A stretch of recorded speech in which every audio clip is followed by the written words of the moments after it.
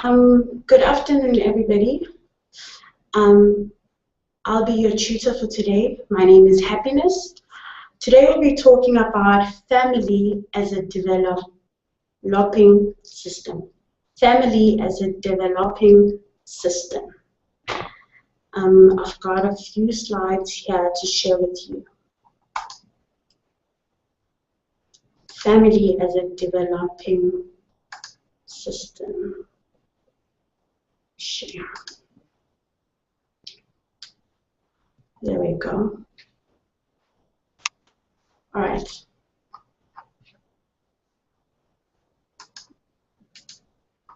Sorry. Family as a developing system. Now there are many various approaches used to understanding family as a developing system. Approaches such as family systems theory, family development theory. Now, family theory. Now, family systems. When you talk about family systems, you take individualism and you throw it outside the window. Why? Because family life is not merely the sum of the actions of the individual members, but the interaction of all family members operating as one unit. So it's not about an individual, but it's about different individuals coming up and making up one unit. Now, family systems theory is a body of knowledge that has arisen out of the observation of clinical and counseling psychologists as they work with individuals and their families. Now, the theory suggests that individuals, okay, before I say that, have you ever heard of a saying that says you can tell what kind of a person, what kind of family a person comes from by simply looking at them? Have you ever heard of that saying? Well, it derives from this, that the theory suggests that individuals cannot be understood in isolation from one another. Families are systems of interconnected and interdependent individuals, none of whom can be understood in isolation from the system. In order to understand an individual, you must understand the individual in a system. You won't be able to understand a person if you don't understand the system. You cannot understand the person outside the system. In order to fully understand, you must understand the system. Families are made up of a system. Individuals. Families are made up of different individuals that form a system. To understand an individual, you need to understand the system. Now one must understand the system's boundaries. Boundaries. Okay, before we move on to the boundaries thing, as I'm reading this and I'm thinking of a game that we used to play. It's entitled Masidonze Ganye Ganye. In English, you would say let's pull together. Yeah? This is a game we used to play when we were young. It's something heavy, right? Something heavy that one has to carry. But now you can't carry it by yourself. You need to carry on the other side, and then someone else carries on the other side until you can be able to pick up that thing and move. And then when we immediately pick up that thing and move, then we sing the song Masidonze Ganye Ganye, because it says let's carry together. Though an individual can play a part, but a system is what It is the different people that carry this thing together as a unit, as one. So when I carry it, when we carry it, I don't say I carry it, but you say we carried it. It forms a system and a unit. Right. Now, one must understand the system's boundaries. Boundaries. Okay, first let's look at this drawing. This is family system. Family system consists of a subsystem of parental subsystem, which is the husband and the wife. They're two different people, right? But in the same unit. Father, right? Mother, husband, wife. Up here, right? They're individuals. There are boundaries between. There are boundaries between. Let's look at the others. Then we've got son to the parents, daughter to the parents, siblings to each other, right? Sibling system. So this is a family system consisting of parenting and sibling system, which forms one unit as a whole, but there are boundaries. There are boundaries. Anything which is in the system is part of the system. Anything outside the system is considered as the environment. Boundaries can be closed or open with information flowing in or out of the system. Now, what do boundaries do? They define membership in a system. What do? They point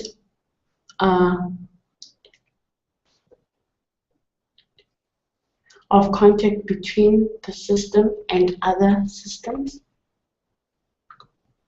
And then they control the flow between systems. Now there are 4 levels of feedback operating in a system.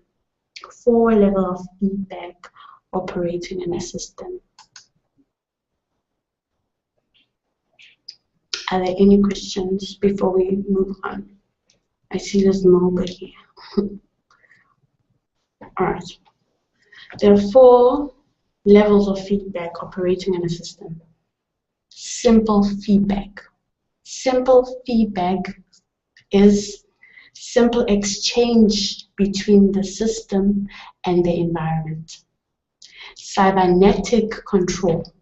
System feedback back to a mentoring unit within the system, which sets in motion a systemic adjustment to the original output. Family rules should not be too rigid. Rules should be obeyed for the good of the whole family. When we talk about family, rules should not be rigid. Now we all know that there are unspoken rules and there are those rules that are put as a family, right? If I can think of an unspoken rule at my house, it was that we shouldn't sit on the bed. Now, when people sat on the bed, my mom never said we shouldn't sit on the bed, but the beds were made. I think my mom had OCD in a way, because how our beds were made, they had white linen, so nobody used to sit on the bed. And then this carried out when I went to boarding school. I wouldn't sit on my bed, and whenever people come to my room and sit on my bed, it would be something, in my heart I would be angry, that they're sitting on my bed, which brings us back to the fact that to understand an individual, you must understand their background and where they come from, understanding the system, the family system. Some people couldn't understand why, for me, sitting on a bed would be why I would be so fussy when people sit on my bed. But then, because of my background, you know. So when they say family systems should not be too rigid, there are some rules that are just too strict that maybe are working for the parental update, the subsystem, but not for the children. Yeah, rules should be obeyed for the good of the whole family, of the whole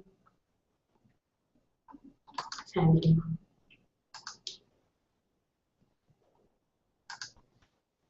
Of the whole family. Then we go on to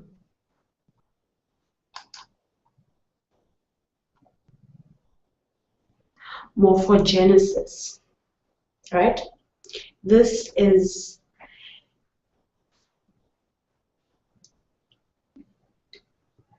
it's generating new ways of responding to the situation. New ways of responding to the situation. Now, if a family used to respond a certain way to a situation and then it's not working, this means that they find other ways to respond to the situation. E.g., unexpected crises or changes to the system, marriage or death that occurs. Monopogenesis means that generating ways to responding to a situation, different ways to responding to a situation, right? Helpful ways to respond to a situation. Reorientation. Now, family changes its goal. This is when a family changes its goal. Maybe its goal was to do this, but because of something else, because here it says dramatic changes occur in family life in which the entire system is converted to new ways of thinking. E.g., maybe there's an alcoholic in the family.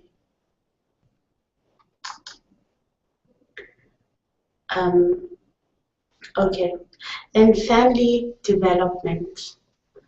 I'd like you to see this table, family development stages, right? Family development stages. There's premarital stage, the first one, premarital stage, which is engagement. This is before they marry, right? Then this is marital, when they are in marriage, adjusting to marital roles, establishing a household, right? Right, and then adjusting to new children or child, if there's a child in the family, a birth or adoption of a first child, right? Completed family, adjusting to new family members, birth of youngest child, family with adolescents, increasing flexibility in family system, right? When the child is starting to be an adolescent, children differentiating from their family, right? Launching, accepting departure of family members. This is when the children are old enough to go to college, and then they start going to college, you know. That's launching, or they get their own apartments, or they just get out of the house, they marry, you know, family launching. And then this is post-launching, accepting years of loneliness and aging process. Departure of lost child from home.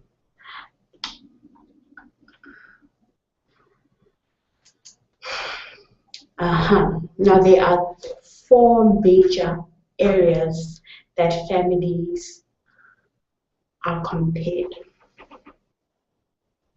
Cohesion, which is the degree of closeness or oneness. Each one possesses a healthy degree of separateness from the other. Each member has a separate life and identity and is therefore actively and meaningfully engaged with the other. We are two different, we are different people, but we can engage with the other, right? That's what cohesion. Adaptability, balance between flexibility and stability. Communication. Now, communication is a big one. Communication is a big one.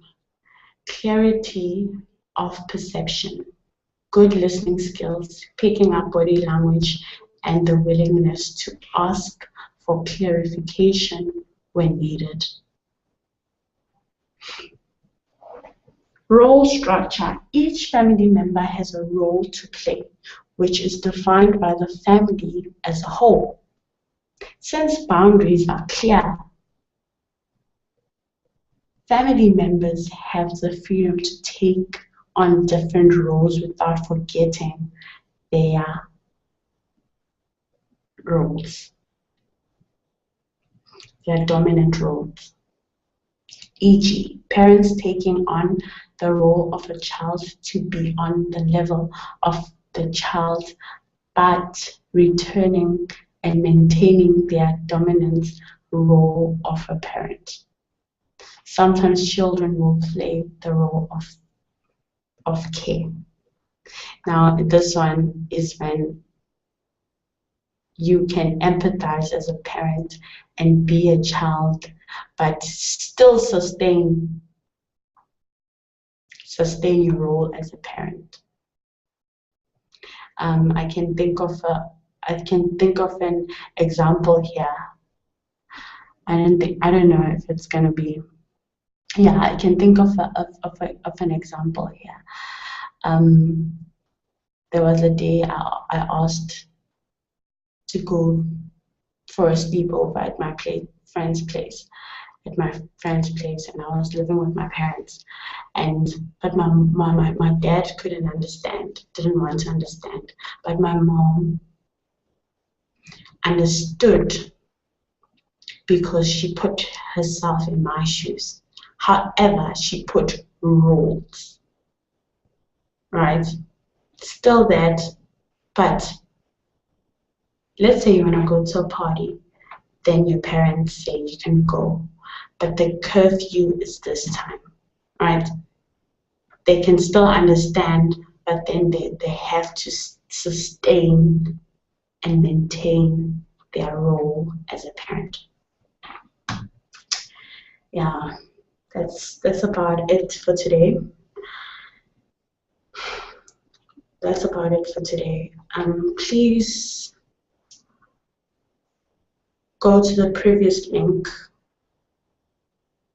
to check how the other, because it's kind of difficult to talk when there's nobody, but there's another tutorial that Ramon did, my colleague did, and there was interaction. So you can look at that tutorial as well if this is not helpful. Have a good night. Thank you.